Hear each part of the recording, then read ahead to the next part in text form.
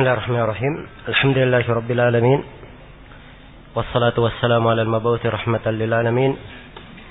Nabiyina Muhammad wa ala alihi wa sahbihi wa man tabi'ahum bi ihsanin ila yaumiddin. Amma ba'd. Ini majelis yang ke-17 dari pembahasan kita mengkaji kitab Al-Usul min Ilmi Al-Usul karya Syekh Muhammad bin Shalih Al-Utsaimin rahimahullahu taala. Ya, kita sudah berada di bab yang terakhir dari buku ini. Kata beliau rahimahullahu taala, at-taqlid. Pembahasan tentang taklid.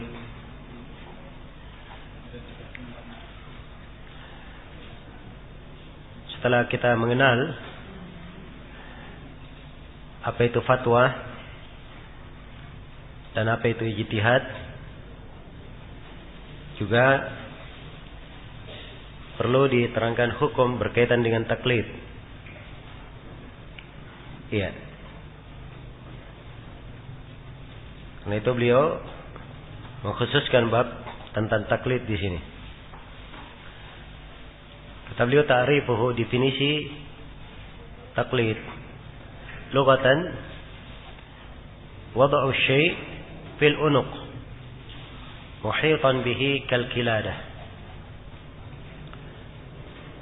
Taklid adalah meletakkan sesuatu di leher, sesuatu yang mengikat leher itu, seperti kalung. Iya.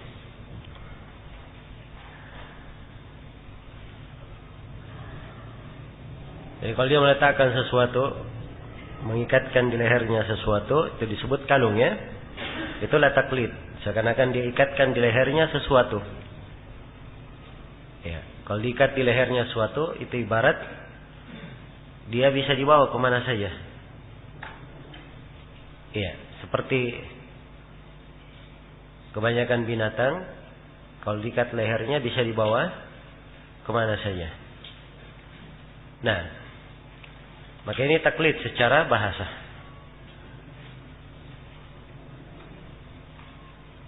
Kalau kita bahasakan umum, yaitu ikut-ikutan. Secara istilah, ittiba'u man laisa qauluhu hujjah. Cara istilah taklid adalah mengikuti orang yang ucapannya bukan hujjah. Mengikuti orang yang ucapannya bukan apa? Bukan hujjah. Iya. Baik, ini oleh sejumlah ulama ditambah definisi ini, kalimat lagi di belakangnya. Ittiba'u man laisa qauluhu hujjah bila hujjah. Mengikuti orang yang ucapannya bukan hujjah tanpa hujjah. Adapun kalau dia ikuti seorang alim, tapi alim itu berpegang dengan hujjah, berpegang dengan dalil, tidak ada masalah mengikutinya. Jelas, ya? Iya. Sebab dia hakikatnya mengikuti dalil. Nah, jadi ini disebut taklid, ya. Ittiba' man laysa qauluhu hujjah. Mengikuti orang yang ucapannya bukan hujjah. Fa kharaja bi qaulina man laysa qauluhu hujjah. Ittiba'un Nabi sallallahu alaihi wasallam wa ittiba'u ahli al-ijma' wa ittiba'u sahabi. Ya, maka ucapan dalam definisi bahwa taklid mengikuti orang yang ucapannya bukan hujjah, keluar darinya mengikuti Nabi. Mengikuti ahlul ijma', kesepakatan, dan mengikuti sahabat. Sebab mengikuti Nabi, mengikuti para ulama yang bersepakat, dan mengikuti ucapan sahabat, itu bukan taklid namanya, tapi mengikuti hujjah. Ya, sebab apa yang datang dari Nabi hujjah, apa yang ijma' hujjah, dan ucapan sahabat adalah hujjah menurut pendapat yang lebih kuat. Kemudian kata beliau, baik, wattiba qaulus sahabi idza qulna anna qaulahu hujjah, mengikuti ucapan sahabat apabila kita katakan bahwa ucapan sahabat itu hujjah. Kata beliau, fala yusamma ittiba'u syai'in min dzalika taqlidan. Tidak disamakan, tidak dinamakan mengikuti sesuatu dari itu, yaitu mengikuti Nabi, mengikuti jemaah, mengikuti sahabat, itu tidak disebut taklid. Kenapa? Li'annahu ittiba'un lil hujjah. Karena dia mengikuti hujjah. Karena itu tidak disebut apa? Taklid. Ya, karena itu memang tepatnya di dalam definisi ditambah ya. Ittiba'u man laysa qauluhu hujjah bila hujjah. Jelas ya? Lakin qad yusamma taqlidan ala wajhil majaz wat tawassu'. Kadang disebut taklid tapi dalam bentuk majaz atau dalam bentuk berluas dalam menggunakan ibarat. Tapi kalau hakikatnya dia bukan apa? Bukan taklid, dia mengikuti hujjah. Baik.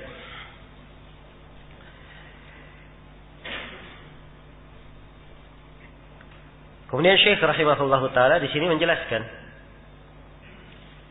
tempat-tempat seorang itu bertaklid. Nah, kata beliau mawadi' at-taklid, tempat bertaklid. Yakunu taqlidu fi mawdi'aini. Taklid itu boleh pada dua tempat. Al-awwal ay yakuna al-muqallidu ammiyan la yastati'u ma'rifat al-hukmi bi nafsihi. Fa farduhu at-taqlid. Yang pertama orang awam, orang ammi, awam, dia tidak mampu mengenal hukum sendiri. Ya, dia tidak mampu mengetahui hukum sendiri dengan dirinya sendiri. Maka orang yang seperti ini kewajibannya adalah dia bertaklid, mengikuti. Iya, karena dia tidak mampu membaca sendiri, memeriksa ayat dan hadis sendiri, mengeluarkan hukum sendiri. Kewajibannya adalah apa? Taklid. Di qaulihi ta'ala berdasarkan firman Allah Ta'ala, fas'alu ahla dzikri in kuntum la ta'lamun. Bertanyalah kalau kepada para ulama, kepada ahlu dzikir, orang yang mengetahui kalau kalian tidak mengetahui. Iya. Jelas ya? Nah ini sebenarnya keadaan yang pertama ini tidak disebut apa? Tidak disebut taklid. Sebab kalau dia ikut kepada seorang alim dan si alim menjawab dengan hujjah, dengan dalil, maka dalil dia adalah hujjahnya si alim. Jelas ya? Hujjahnya si alim. Nah, kata beliau wa yuqallidu afdhala man yajiduhu ilman wa wara'an. Hendaknya dia mentaklid orang yang paling bagus ilmunya dan paling wara'. Fa in tasawa inda husnani khayyara bainahuma. Kalau ternyata ada dua alim di depannya, maka dia pilih salah satu dari keduanya. Ya. Ini kewajiban apa? Ammi. Iya. Dan ini memang pembahasan taklid di sini. Nah, karena itu jawaban-jawaban para ulama kita kalau ditanya ada sebuah masalah.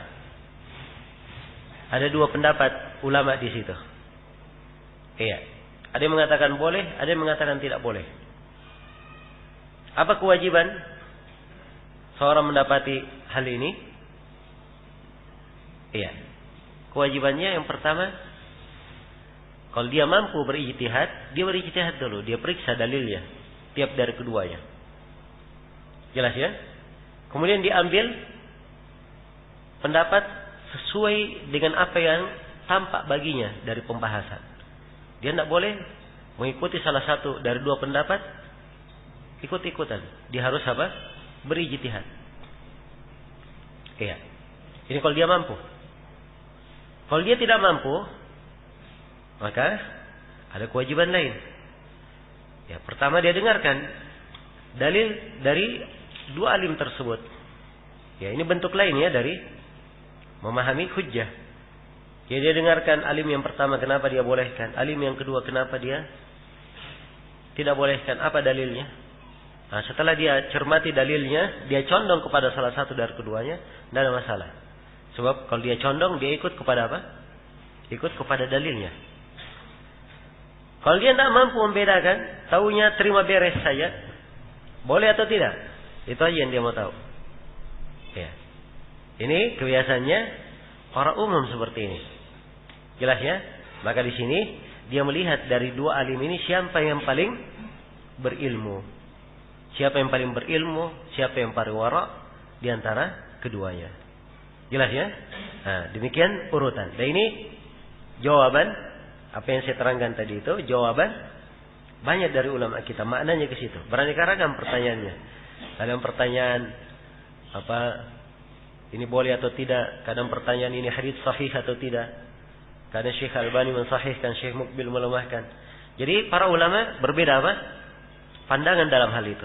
Maka cara menyikapinya seperti itu tadi. 3 tahapan. Ya, tahapan yang pertama kalau dia dari ahli ijtihad, dia berijtihad. Dia lihat apa yang kuat salah satu dari 2 pendapat. Tidak boleh dia taklid. Tahapan yang kedua, kalau dia tidak mampu berijtihad di situ, paling tidak dia lihat, dia dengar dalil dari keduanya agar supaya ada sesuatu yang dia condong kepadanya di atas dalil. Iya. Kalau tidak, maka di tingkatan yang ketiga. Apa tingkatan yang ketiga? Dia lihat yang paling alim dari keduanya. Jelas sampai sini? Baik. Kemudian yang kedua, kata beliau, as-tsani ayyaqa lil mujtahidi haditsatun taqtadi al-fawriyah. Ini bentuk taklid yang kedua yang dibolehkan. Iya.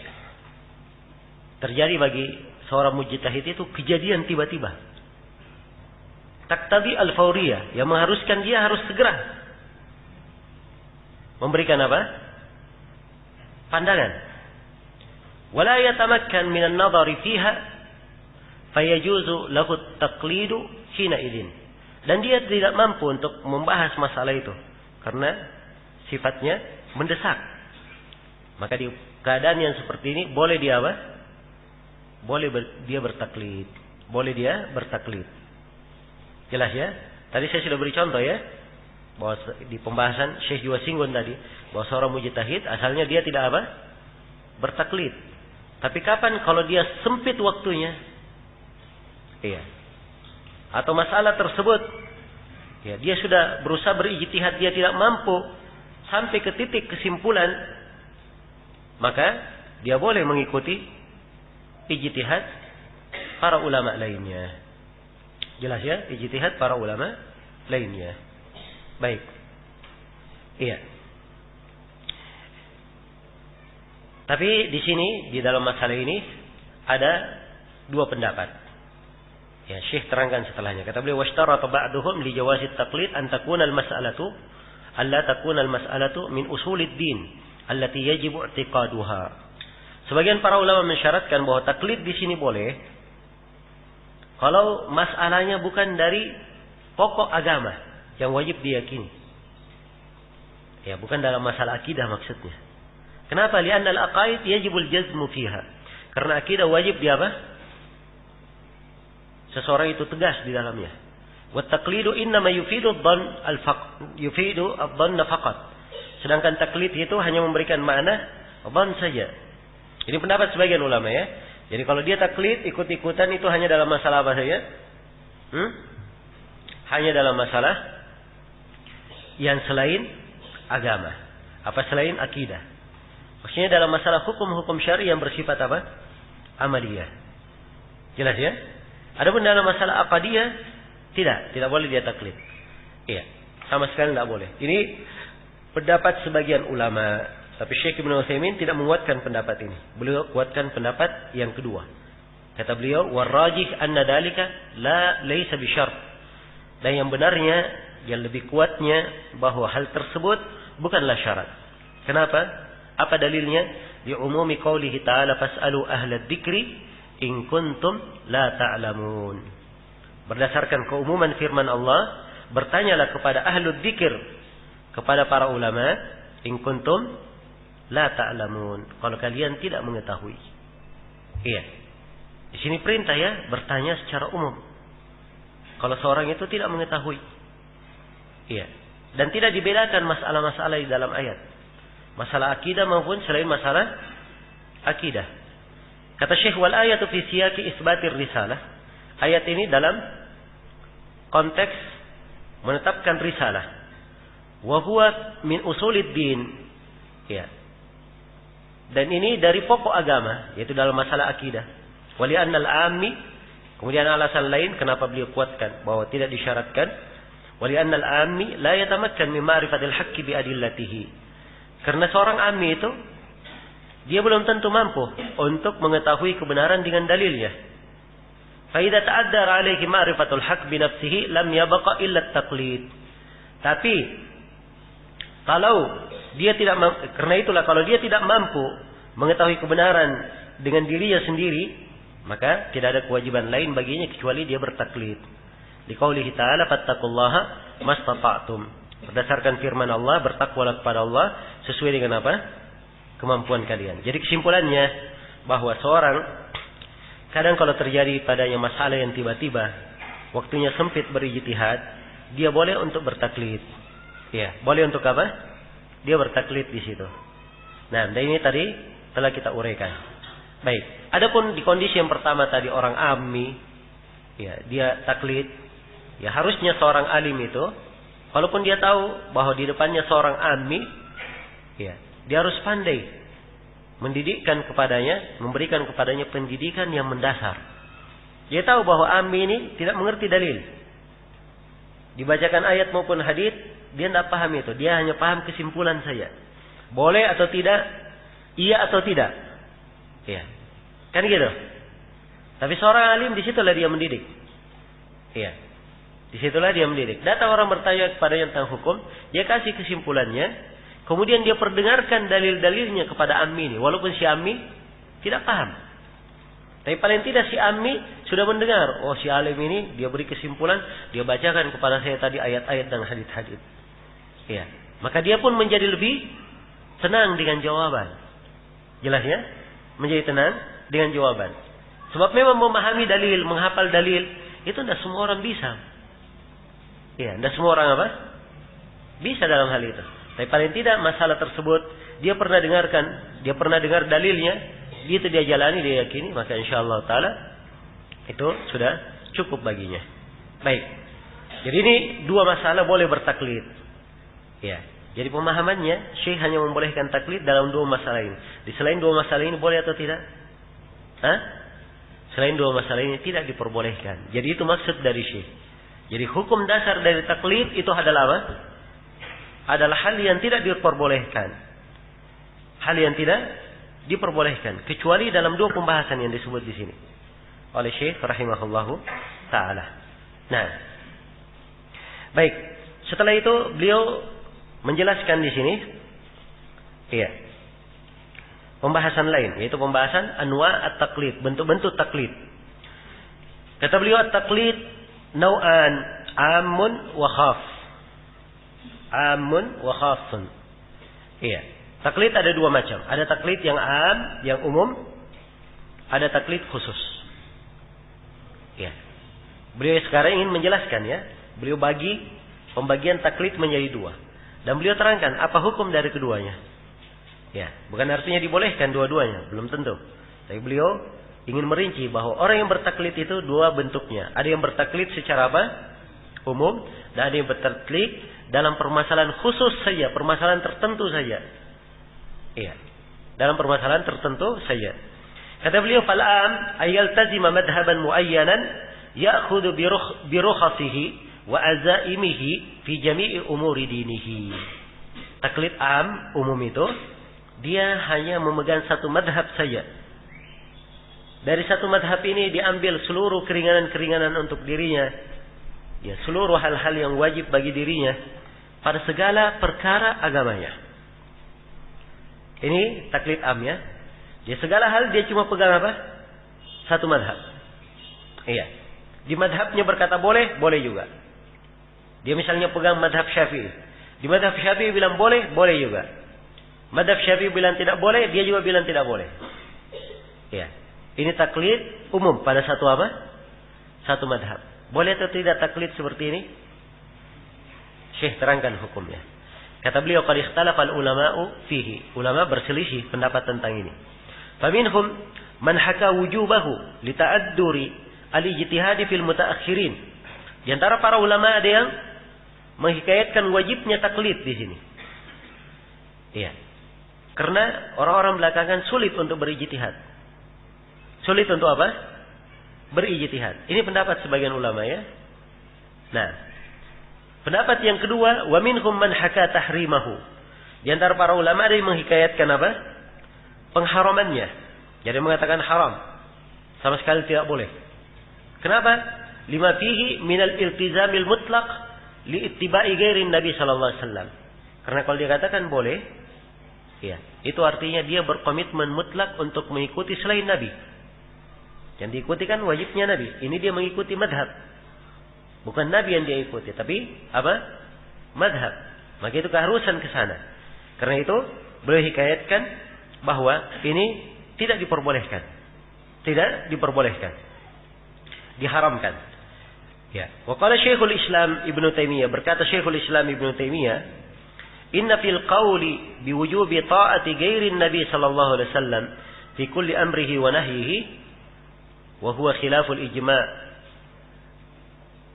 wa jawazuhu fihi ma fihi. Iya. Kata Syekhul Islam, sungguhnya pendapat yang mengatakan wajib taat kepada selain Nabi pada segala perintah dan larangannya. Iya. Ini pendapat menyelisih kesepakatan ulama. Dan orang yang memperbolehkannya dan pendapat yang memperbolehkannya ini fihi ma fihi. Ini ibarat ya kalau dikatakan padanya ada sesuatu yang terdapat padanya. Maksudnya apa? Padanya ada masalah. Pendapat ini ada masalah. Isyarat ya bahwa ini pendapat lemah. Jelas ya? Jadi orang yang mewajibkan ini dianggap lemah oleh Syekhul Islam Ibnu Taimiyah menyelisih kesepakatan. Wa qala, dan beliau juga berkata, wa man iltazama madhhaban muayyanan ثم فعل خلافه من غير تقليد لعالم آخر أفتاه. Iya. Siapa yang berkomitmen dengan satu madhab tertentu, kemudian dia mengerjakan apa yang menyelisihi madhab tersebut tanpa taklid, iya, jadi dia sudah pegang satu madhab. Setelah itu dia selisihi madhabnya. Iya. Dia selisihi kenapa? Bukan karena taklid menyelisih, tapi karena alim yang memberi alim lain, li alimin akhar aftahu. Karena alim lain yang memberi fatwa untuknya. Wala istidlalin bidalilin yaqtadi khilafa dzalik. Iya. Juga bukan karena pendalilan yang mengharuskan dia menyelisih hal tersebut. Wala udhrin syar'i yaqtadi khilla ma fa'ala, dan dia tidak punya udzur syar'i yang mengharuskan dia boleh mengerjakan itu. Iya. Maka ini kata Syekhul Islam, muttabi'un li hawa fa'ilun lil muharram bighairi udhrin syar'i wa hada munkar. Orang yang seperti ini mengikuti hawa nafsunya, mengerjakan hal yang diharamkan tanpa udhur syar'i. Dan ini adalah munkar. Ini adalah apa? Munkar. Baik. Kata beliau, wa amma idza tabayyana lahu ma yujibu rujhana qaulin ala qaulin. Ya, adapun kalau nampak bahwa dia wajib menguatkan pendapat lain di atas pendapat yang dia pegang di madhabnya, ya, apakah dia kuatkan tersebut imma bil adillal mufassalah in kana ya'rifuha wa yafhamuha, apakah dengan dalil yang merinci kalau dia mengetahuinya atau memahaminya, wa imma yara ahadar rajulaini a'lama bitilkal mas'alah minal akhar, atau kalau dia melihat salah satu dari dua alim itu, salah satunya lebih mengerti masalah itu daripada yang lainnya. Wa huwa atqalillah, dan dia lebih bertakwa kepada Allah fima yaquluhu, pada ucapannya. Fayarji an qaulin ila qaulin limisli hadza. Maka di sini dia boleh rujuk dari pendapat ke pendapat yang lain. Fahada yajuz bal yajib. Kata Syekh, ini boleh bahkan wajib. Pada nafal Imam Ahmadu ala dalik. Imam Ahmad memberi nas tentang hal ini. Jadi kesimpulan ucapan Syekhul Islam Ibnu Taimiyah yang kedua ini, jadi kalau misalnya ada orang yang dia hanya mampu bertaklid saja mengikuti satu madhab, dia mengikuti madhab tersebut, ya. Kemudian dia keluar dari madhab, keluar dari pendapat madhab, karena mengikuti pendapat seorang alim yang lain, atau dia punya dalil tapi dalil tidak mengharuskan. Afwan ya, yang kedua, dia keluar dari ucapan tersebut tanpa dalil yang mengharuskan. Iya, tanpa dalil. Atau yang ketiga, kata beliau, dia tidak memiliki udzur syar'i. Ya, jadi dia punya madhab, terikat dengan madhab, tidak ada udzur dia keluar. Maka ini kata Syekh dia mengikuti hawa nafsunya. Mengerjakan perbuatan yang diharamkan tanpa udzur syar'i dan ini mungkar. Sebab asalnya dia hanya taklid saja. Asalnya. Jelas ya? Dia tidak mampu berpindah ke pendapat yang lain, dia tidak tahu ini pendapat lain benar atau tidak. Ya, ada alim lain memberi fatwa, dia tidak tahu yang mana yang lebih benar dari dua alim tersebut. Jelas ya? Kalau begitu dia mengikuti hawa nafsu. Kalau orang seperti ini. Tapi kata beliau, andai kata dia pindah ke pendapat lain karena suatu alasan yang kuat, seperti dia dapat dalil-dalil yang merinci dan dalil itu dia bisa pahami, ini tidak ada masalah. Atau dia ketemukan ada alim lain memberi fatwa, dan alim lain yang memberi fatwa ini lebih berilmu dan lebih bertakwa, maka ini tidak ada masalah. Iya, tidak ada masalah di sini. Baik. Jadi kesimpulannya di sini bahwa seseorang itu, iya, tatkala dia bertaklid, mengambil, iya, madhab secara umum, dia ikuti. Ini ada dua pendapat di kalangan ulama. Ada yang mewajibkan dan ada yang apa? Ada yang mengharamkannya. Ada yang mengharamkannya. Baik. Ini dua pendapat yang dihikayatkan oleh Syekh rahimahullah ta'ala. Dan beliau bawakan dari pendapat Ibnu Taimiyah di dalam masalah ini. Hal yang merinci permasalahan. Hal yang merinci permasalahan. Iya. Baik. Dan di rincian Syekhul Islam Ibnu Taimiyah, beliau kadang membolehkan dan kadang apa? Tidak membolehkan. Itu rinciannya. Iya. Baik. Kalau dia belajar penuntut ilmu, tidak boleh dikatakan dia apa? Taklid kepada madhab. Taklid kepada alim tidak boleh. Kan begitu? Baik. Karena itu ini pembahasan untuk ammi. Ya. Untuk orang yang tidak bisa membedakan masalah agama. Yang kedua bentuk taklid, yang kedua wal khas. Ayya'khuda biqaulin muayyan fi qadiyatin muayyanah. Fahada jaiz. Tidak ajazan ma'rifatil haqqi bil ijtihad sawaun ajaza ajazan hakikian atau istata'a dzalika ma'al masyaqqatil 'azimah. Iya. Keadaan yang kedua khusus, dia mengambil satu pendapat tertentu pada kejadian tertentu. Maka ini boleh. Kalau dia tidak mampu mengetahui kebenaran itu dengan cara berijtihad, apakah ketidakmampuannya benar-benar tidak mampu atau sebenarnya dia mampu, hanya saja dia sangat berat kalau ingin berijtihad di situ. Iya. Baik. Jadi ini dibolehkan oleh Syekh di keadaan ini. Jadi secara umum, ya, taklid itu diperbolehkan di keadaan tertentu. Iya. Di keadaan apa? Tertentu. Dan dasarnya adalah firman Allah, "Fas'alu ahlad dzikri in kuntum la ta'lamun." Dan juga dasarnya adalah firman Allah Subhanahu wa taala, "Ya ayyuhalladzina amanu in ja'akum fasikum binaba'in fatabayyanu." Wahai orang yang beriman, kalau datang kepada kamu seorang yang fasik membawa berita, mintalah kejelasan. Artinya kalau yang datang seorang yang berilmu, seorang yang terpercaya, tidak harus dia minta kejelasan, boleh dia ikuti. Jelas ya?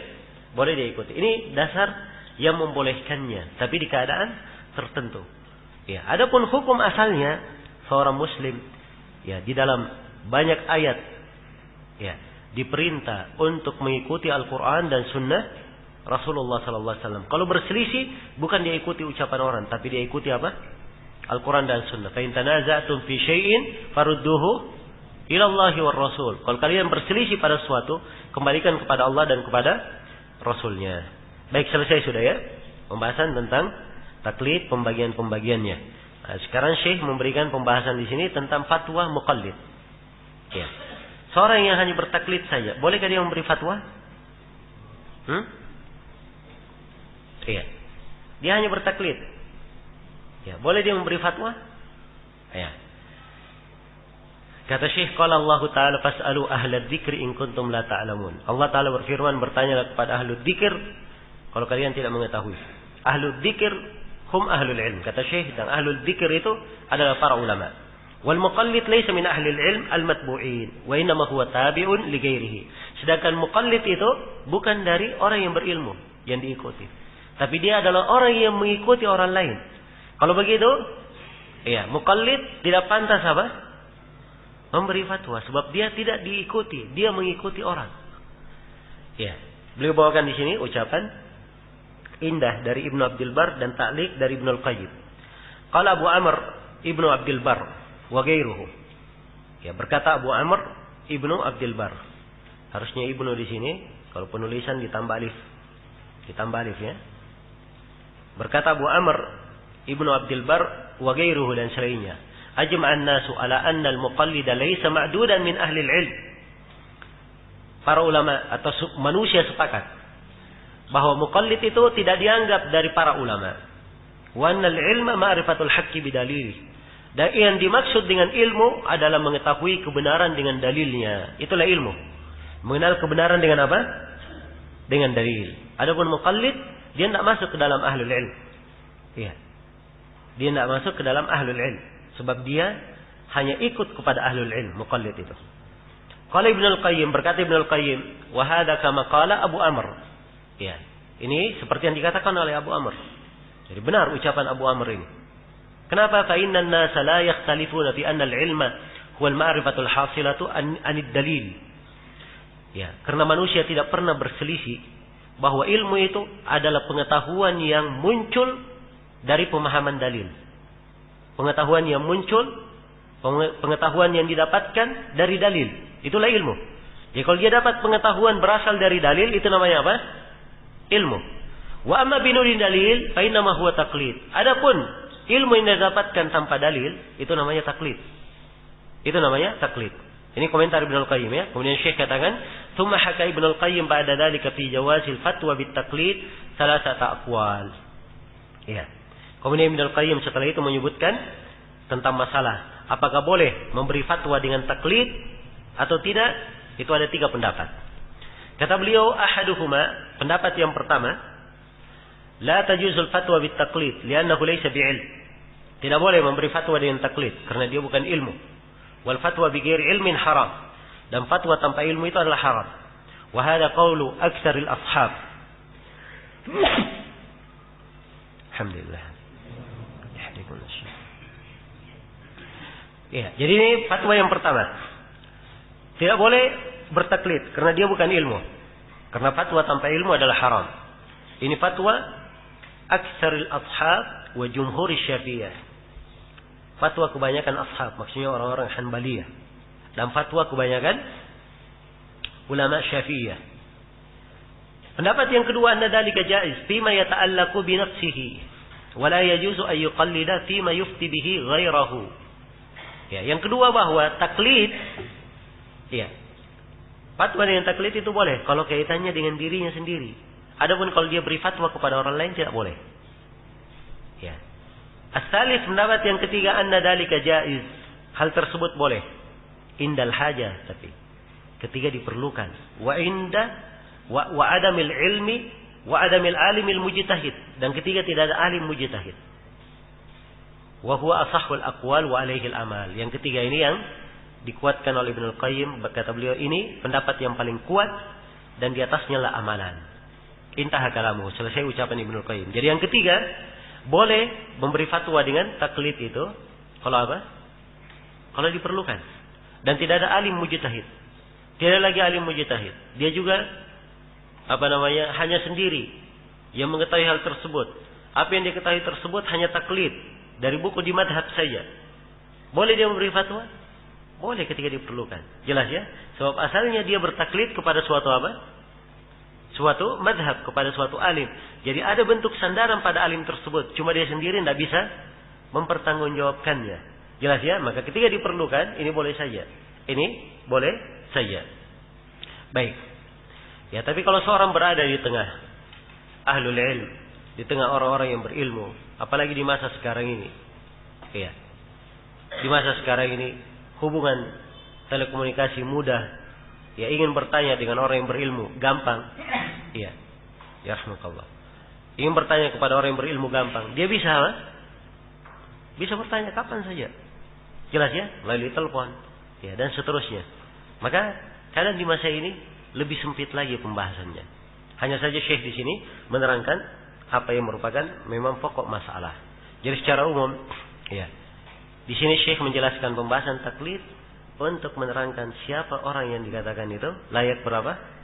Bertaklid. Ya, adapun kalau dia sudah menuntut ilmu, sudah masuk ke dalam derajat ijtihad, sudah diterangkan bagaimana kewajibannya. Baik, selesai sudah pembahasan kita. Syekh di sini menutup, kata beliau, wa bihi yatimmu ma aradna kitabatahu fi hadhihi al-mudzakkiratil wajizah. Ya, dengan pembahasan ini telah sempurna apa yang kami ingin tulis di dalam mudzakkirah yang ringkas ini. Nas'alullaha ayyulhimana ar-rusyda fil qawli wal amal wa ayyukallila a'malana bin najah. Innahu jawadun karim wa sallallahu wa sallam ala nabiyyina Muhammadin wa alihi. Ya, kami bermohon kepada Allah supaya kita semua diberi ilham, kelurusan pada ucapan dan amalan, dan amalan-amalan kita selalu dihiasi dengan keberhasilan. Sesungguhnya Allah Subhanahu wa taala Maha dermawan lagi Maha pemurah, dan semoga selawat Allah dan salamnya selalu dicurahkan untuk Nabi sallallahu alaihi wasallam dan keluarganya. Nah, baik, selesai sudah ya pembahasan tentang buku ini. Wallahu taala alam. Ya, mudah-mudahan apa yang kita bahas di daurah ini selama 5 hari bisa bermanfaat bagi kita semua. Ya, alhamdulillah materi kita selesaikan dalam 17 kali pertemuan, 17 majelis. Semoga Allah Subhanahu wa taala selalu mengajari kepada kita semua ilmu yang bermanfaat dan menganugerahkan kepada kita semua amalan saleh di belakangnya. Dan saya bermohon kepada Allah semoga ilmu yang kita pelajari selalu menjadi ilmu yang bermanfaat bagi kita, bukan menjadi musibah atas kita. Ya. Dan semoga Allah Subhanahu wa taala selalu membukakan untuk kita semua pintu-pintu ilmu tersebut. Ya, innahu jawadun karim wal qadiru alaih wallahu taala alam. Baik, ini banyak pertanyaan ya.